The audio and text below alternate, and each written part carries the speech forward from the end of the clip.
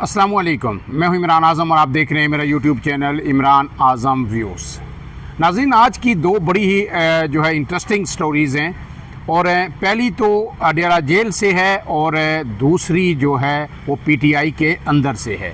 दोनों का ताल्लुक पीटीआई से ही है, लेकिन अडियाला जेल के बाहर जो है आज एक सहाफ़ी को पीटीआई कारकुनान की जानिब से तशद्दुद का निशाना बनाया गया है।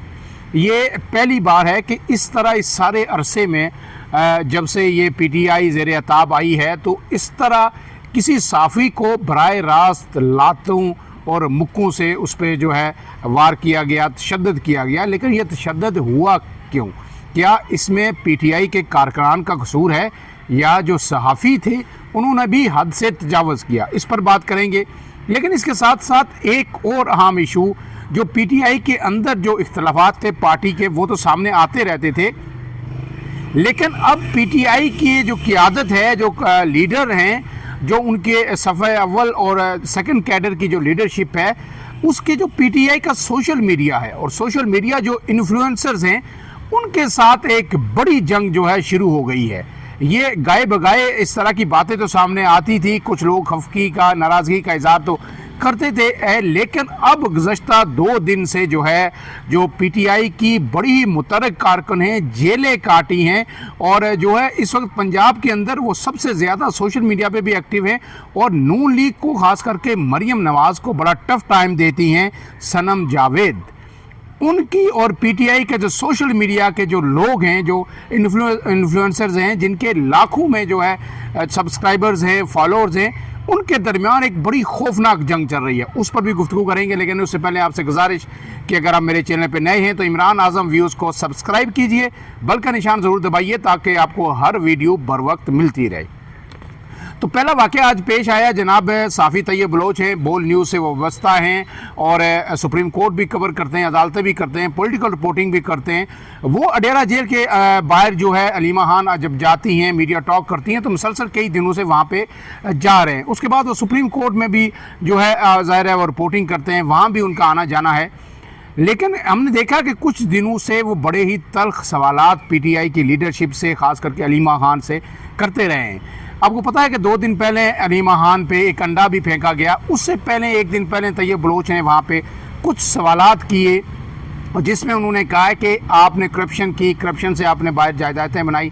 अलीमा खान से सवाल किए तो अलीमा खान ने जवाब ये दिया था कि ये नया आया है, पूछा, क्योंकि शायद उससे पहले तवील अरसे से ही वहाँ पे ज़ाहिर है डेरा के बाहर जो रिपोर्टर्स जाते हैं, लेकिन वो उस तरह कवर नहीं करते थे। जो रावलपिंडी के रिपोर्टर्स हैं तमाम चैनल्स के, वही वहाँ पे अडियाला के बाहर जाते थे।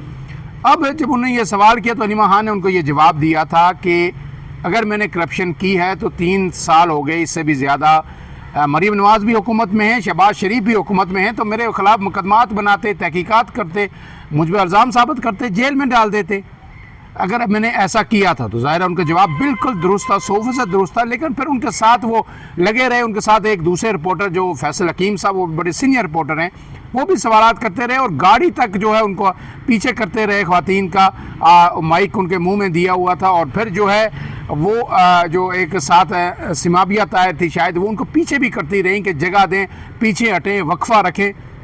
लेकिन ये कुछ चल रहा था काफ़ी दिनों से। सुप्रीम कोर्ट के अंदर जब मुसवा नवाज़ खोकर एक 26वीं आईनी तरमीम के खिलाफ पिटीशन उन्होंने दायर की कि इसे जो है फुल कोर्ट को सुनना चाहिए था, ये 26वीं आईनी तरमीम का मुकदमा जो है आईनी बेंच को नहीं भेजा जाना चाहिए था, उस पर भी जो है ये तैयब बलोच साहब जो है इन्होंने उनसे सवाल किया, लंबा चौड़ा सवाल किया, तकरीर के अंदाज में किया। और जब वो सवाल ख़त्म हुआ तो उसमें मतीउल्लाह जान साहब ने वहाँ पर तालियाँ भी बजाईं कि उन्होंने कहा है कि उमूमन तो तालियाँ तकरीर के बाद बजाई जाती हैं, तो ये तकरीर नमाज सवाल था, इसलिए हमने तालियाँ बजाई हैं।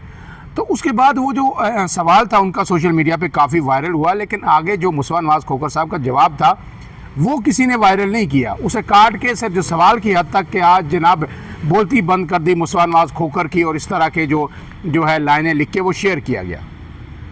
अब आज भी यही हुआ कि इसी तरह के जो सवालात हो रहे थे, उसी दौरान जो है पीटीआई के कारकुनान जो है वो आपे से बाहर हुए और उन्होंने तशद्दुद किया। अब अभी तक ये साबित होना बाकी है कि आया वो वाकई पीटीआई के कारकुनान ही थे जिन्होंने तशद्दुद किया या कोई और लोग जिन्होंने सूरत हाल का फ़ायदा उठाकर सहाफ़ी को ज़दोकोप किया। तो वो अभी होना क्लियर होना बाकी है। लेकिन जो ऑडियो जो वीडियोस जो आई हैं उसमें जो आवाज़ सुनाई दी जा रही है उसमें ये कहा रहा है कि अलीमा आपा को गाली दी गई है। इन्होंने अलीमा आपा को गाली दी है और इन्होंने जानबूझकर हमें इश्तियाल दिलाया। ये उस एक वीडियो है जिसके अंदर ये सुनाया जा सकता है तैयब बलोच नीचे गिरे हुए हैं और उनके ऊपर जो है लोग तशद्दुद भी कर रहे हैं और साथ एक दूसरे रिपोर्टर हैं, शायद एजाज साहब उनका नाम है, उन्हें भी तशद्दुद का निशाना बनाया गया। ये बड़ा ही अफसोसनाक वाक़या है। सहाफ़ियों के ऊपर किसी तौर पर जो मीडिया जो पर्सनस हैं उन पर जब वो सवाल करते हैं तो फिर सियासतदानों की जानिब से या सियासी जमातों की जानिब से तशद्दुद किसी सूरत नहीं होना चाहिए। लेकिन ऐसे में जो जर्नलिस्टिक एथिक्स हैं वो पढ़ाए भी जाते हैं, यूनिवर्सिटीज़ के अंदर भी पढ़ाए जाते हैं और बाद में भी उनको जब प्रैक्टिकल फील्ड में आप लोग आते हैं, साफ़ी आते हैं, तो उन पे लाजिम है कि उनको फॉलो करें। और उसमें बेसिक ये है कि आपने जो सवाल किसी के आगे पुट करना है, किसी सियासतदान को सख्त से सख्त सवाल भी आप कर सकते हैं, लेकिन उसका अंदाज़ मुहज़्ज़ब होना चाहिए, वो एक शाइस्ता लहजे में वो सवाल होना चाहिए, पर्सनल बाइस या पर्सनल ग्रज उसमें शो नहीं होना चाहिए। लेकिन हमने देखा कि जब भी साफ़ी सवाल करते हैं तो फिर वो ज़ातियात पे बाज़ दफ़ा आ जाते हैं। और जो आजकल का जो चलन है सहाफ़त का वो ये है कि कोई भी रिपोर्टर जिस बीट में भी जाता है, चाहे कोई पीपल्स पार्टी की बीट कर रहा है, नून लीग की बीट कर रहा है या जो है पीटीआई की कर रहा है, तो बीट रिपोर्टर से ज़्यादा बीट सपोर्टर बन जाता है। और जिस बीट में जाता है उसी बीट को, उसी पार्टी को, उन्हीं लीडर्स को वो डिफेंड करना शुरू हो जाता है और एक एजेंडा सेटिंग के तहत रिपोर्टिंग शुरू हो जाती है। ये अफसोसनाक है। और अब आज जो हुआ तैयब बलोच के साथ, ये कई दिनों से यानी एक्सपेक्ट किया जा रहा था कि कुछ ना कुछ होगा। जिस तरह के वो सवालात कर रहे थे, जिस तरह का लबो लहजा उनका था, जिस तरह वो हाथ जो है पिछली हमने वीडियो में भी देखा था कि अलीमा खान के चेहरे तक वो हाथ ले गए थे गुफ्तगू के दौरान, तो ऐसा लग रहा था कि ये इसका रिएक्शन ज़रूर आएगा। और शायद जो वो चाहते थे कि हेडलाइंस बने, सुर्खियां बने, मीडिया पे ब्रेकिंग हो, सहाफ़ी को ये किया गया, ज़दोकोब किया गया, तशद्दुद किया गया, वो अब उन्हें मिल गया है। अब जो है वज़ीर इत्तलात की भी मज़म्मत आई है, अताउल्लाह तारड़ की, बाकी हर जगह टीवी पे मज़म्मत चल रही है कि जी सहाफ़ी पे तशद्दुद किया, पीटीआई ने ज़्यादती की, जुल्म किया। इसमें जो है बिल्कुल ये इस हद तक अगर पीटीआई ने किया है तो बर्दाश्त करना चाहिए था उनका अरकान को, जितना भी सख्त सवाल हुआ था। लेकिन जो है मीडिया की भी कुछ लिमिटेशंस हैं, उनका भी जो है ख्याल रखना चाहिए। मुझे इसमें एक वाक़या याद आ रहा है कि जब आसफ अली ज़रदारी इस्लामाबाद हाई कोर्ट में आते थे, उनकी पेशियाँ होती थी, तो फरियाल तालपुर साहिबा जो उनकी बहन है वो भी साथ आती थी, आसफ़ा भुट्टो जो उनकी बेटी है वो भी आती थी। लेकिन आसफ अली ज़रदारी ने सवाल से कभी किसी को नहीं रोका। बड़े महज़ब अंदाज में जब सवाल भी होते थे तो वो जवाब सख्त से सख्त सवाल का जवाब भी बड़े हंसमुख अंदाज में वो उसका देते थे। लेकिन उन्होंने सहाफ़ियों के लिए भी, कैमरामैन के लिए भी, यूट्यूबर जो आगे पीछे होते थे उनके लिए एक लिमिट रखी हुई थी। उनकी सिक्योरिटी भी साथ होती थी कि जो ख़वातीन हैं, आसफ़ा भुट्टो हैं या फरियाल तालपुर हैं, उनसे कम से कम इतना डिस्टेंस उन्हें रखना है और इससे आगे आपने नहीं आना। और 100% दुरुस्त था, बिल्कुल दुरुस्त था। ख़वातीन का एहतराम हमारे माशरे में वैसे भी है और होना भी चाहिए। और ख़ास करके जब सियासतदान हूँ, अगर उन पर कोई इल्ज़ाम है तो हम उनसे सवाल करते हुए बड़े शाइस्ता लहजा एज़ कम्पेयर टू जो है मेल पॉलिटिशियन जो है हम इख्तियार करते हैं, और ये होना चाहिए। और मुझे आज ये लग रहा है इस वाक़े को देख के जो पिछले 2-3 दिन से हो रहा था कि आसफ़ अली ज़रदारी बिल्कुल ठीक कर रहे थे और किसी की जुर्रत नहीं होती थी कि वो उस बाउंड्री को क्रॉस करे और आसफ़ा बीबी या जो फरियाल बीबी के नज़दीक भी आए। और अगर ऐसा ना करते वो, तो फिर ये जो आज नौबत आई है या पिछले 2-3-4 दिनों से जो हो रहा है इमरान खान की बहनों के साथ, फिर वही होता और फिर उसका रद्द-ए-अमल भी इसी सूरत में आता। लेकिन अच्छा हुआ कि उससे पहले उन्होंने एक बैरियर कायम किया हुआ था और मीडिया को भी अपनी लिमिटेशन की समझ आ गई थी कि अगर इससे आगे गुजरेंगे तो फिर आसफ़ अली ज़रदारी जो है बर्दाश्त नहीं करेंगे, ना उनके जो सिक्योरिटी गार्ड करेंगे, इसलिए वो भी अपनी लिमिट में थे। अब इसके साथ जो दूसरा जो वाक़या है वो है जनाब पीटीआई के अंदर से अब जंग शुरू हो गई है। और ये जंग गुज़श्ता 2 दिन से ट्विटर पर जो है एक तूफ़ान है, खौफनाक जंग है। और इस जंग में जो है एक तरफ हैं जनाब सनम जावेद और उनके साथ जो पीटीआई के दर्जनों जो सोशल मीडिया इन्फ्लुएंसर्स हैं, कोई अलाउद्दीन के नाम से या कोई किसी नाम से। और इसमें यह कहा जा रहा है कि जनाब मीडिया के जो इन्फ्लुएंसर्स हैं उनका कहना है कि इस खातून को हमने डिफेंड किया, हर जगह इसके लिए आवाज़ उठाया। लोग हमें ये कहते थे कि लॉन्च की गई है, इसे जो है एजेंसी की तरफ से लाया गया है, इसको हीरो बनाया जा रहा है, लीडर बनाया जा रहा है। हम नहीं मानते थे, लेकिन अब जब हम अली अमीन गंडापुर पर सवाल उठाते हैं, हम ये सवाल उठाते हैं कि इमरान खान अली अमीन गंडापुर को 5 माह से अडयाला जेल बुला रहे हैं, उन्हें पैगाम भी भिजवाएं कि जाओ सुप्रीम कोर्ट के अंदर जाके दरख्वास्त दायर करो कि मुझे मिलने नहीं दिया जा रहा, तो मुझसे आके मिलो ताकि मैं तुमसे सब पूछूं और तुम्हें इंस्ट्रक्शन दूं KPK के अंदर क्या हो रहा है। और वो 5 माह से अली अमीन गंडापुर इमरान खान से जानबूझकर मिलने के लिए नहीं जा रहे। इमरान खान ने जो जो हदायत दी, इमरान खान ने कहा बजट नहीं पास करना, उन्हें पास कर दिया। इमरान खान ने कहा है कि आपने दहशतगर्दी के खिलाफ जो है ऑपरेशन नहीं शुरू करने देना KPK के अंदर, उन्होंने वो करवा दिया। उन्होंने कहा कि जो लोग ड्रोन हमले कर रहे हैं KPK के अंदर लोगों के खिलाफ जो हो रहे हैं, तो आप जो लोग मर रहे हैं उनके FIR दर्ज करें जो है, लेकिन वो अली अमीन गंडापुर जो है वो नहीं कर रहे। मुख्तलिफ इल्ज़ामात सोशल मीडिया जो इन्फ्लुएंसर्स हैं वो लगा रहे हैं, वो कह रहे हैं कि ये इस वक्त जो है मुकम्मल तौर पर अली अमीन गंडापुर ऑन बोर्ड है इस्टेब्लिशमेंट के साथ, इसीलिए वो इमरान खान से मिलने जा रहे। अब अली अमीन गंडापुर को कौन डिफेंड कर रहा है? जनाब उनको डिफेंड कर रही हैं जो है PTI की यही रहनुमा जनाब सनम जावेद साहिबा। और सनम जावेद जब डिफेंड कर रही हैं तो फिर साथ जब मीडिया जो सोशल मीडिया PTI का वो ये सवाल उठा रहा है कि जनाब मिशाल यूसुफजई को कैसे किन खिदमात की बुनियाद पर सेनेट का टिकट दिया गया, क्यों दिया गया, और फिर उसको भी डिफेंड करती है जो है सनम जावेद। वो कहती है कि बिल्कुल दुरुस्त जो है ये इमरान खान का फ़ैसला है, इसलिए जो है उन्हें मिशाल यूसुफजई को सेनेट का टिकट दिया गया।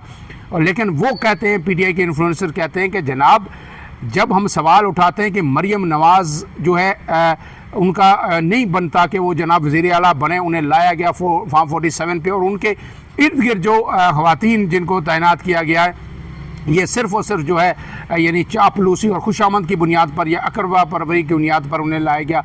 शरीफ ख़ानदान इस तरह ओहदे बांटता है अपने ख़ानदान के अंदर, या पीपल्स पार्टी दे रही है। तो वही सवाल जब हम PTI के अंदर उठाते हैं, जो इमरान खान ने हमारी तरबियत की है कि क्या क्राइटेरिया है यहाँ पे सेनेट का टिकट देने का, कौमी असम्बली का टिकट देने का, लोगों को नवाजने का। मिशाल यूसुफजई को सिर्फ इसलिए नवाज दिया गया कि जनाब जो है इमरान खान की बीवी जो एलिया है, बुशरा बीबी, उनके साथ उनके तल्लुकात थे या उनके करीब थी। तो इस पे हमें लान तान किया जाता है, हमें गद्दार कहा जाता है, और हमें कहा जाता है कि दुश्मन का एजेंडा टो कर रहे हैं और दुश्मन के साथ ये मिले हुए हैं। तो ये जो चीज़ें हैं ये जब हम उठाते हैं तो हम इन पर सवाल उठाते रहेंगे।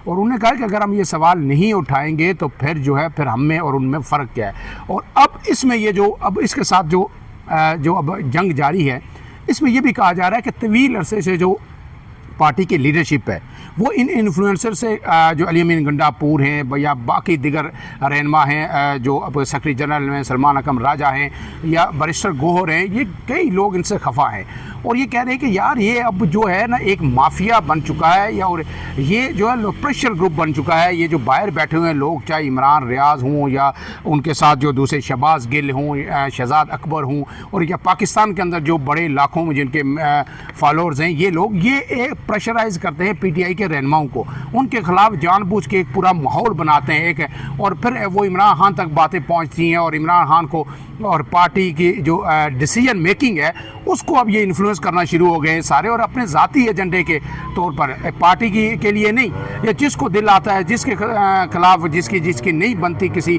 मीडिया इन्फ्लुएंसर की, वो PTI के उस लीडर को टारगेट करना शुरू कर देता है और उसकी जो बैशिंग शुरू कर देते हैं ट्विटर पे, सोशल मीडिया पे।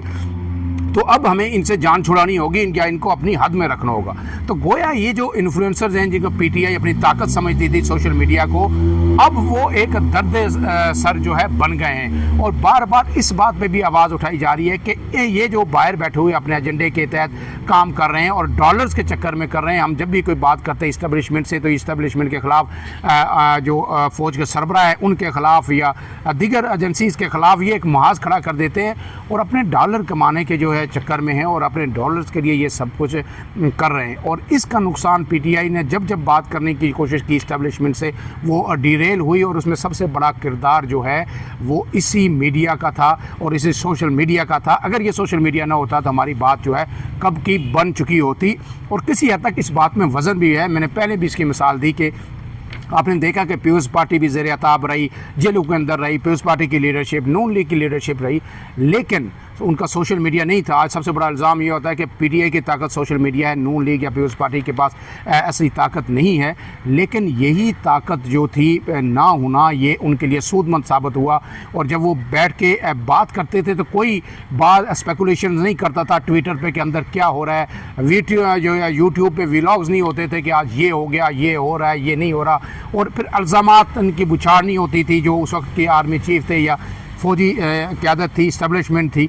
तो फिर वो बात को मंतकी अंजाम तक पहुंचाने में काफ़ी आसानी हुई और चीज़ें सेटल हुई। और फिर वो जो है आपने देखा कि शहबाज शरीफ भी सज़ा से बच के वज़ीर आज़म बन गए, पीपल्स पार्टी के लिए भी अच्छे हो गए। लेकिन अब इस सोशल मीडिया जो है ये जो दर्द सर बन गया है पीटीआई के लिए, इस वजह से जो है पीटीआई भी समझती है कि अब अपने सोशल मीडिया को हमें लगाम देनी होगी। ये हमारी खिदमत नहीं कर रही, कोई इमरान खान के साथ नेकी नहीं कर रहे। ये सारे इस चक्कर में हैं कि जनाब जो है कप्तान डटा हुआ है, कप्तान एक इंच पीछे नहीं हटेगा, मर जाएगा नहीं हटेगा, ताकि जो बाहर बैठे हुए जो यहाँ पे बैठे हुए हैं इनके व्यूज़ आते रहें, लाइक्स बढ़ते रहें और डॉलर्स आते रहें। अब देखते हैं ये कि ये जो पीटीआई के अंदर जो जंग शुरू हुई है, इन्फ्लुएंसर्स वर्सेस पीटीआई लीडरशिप, ये ऊँट है किस करवट बैठता है और इसमें जीत किसकी होती है। फ़िलहाल के लिए इतना ही। इमरान आज़म को दीजिए इजाज़त। अल्लाह हाफ़िज़।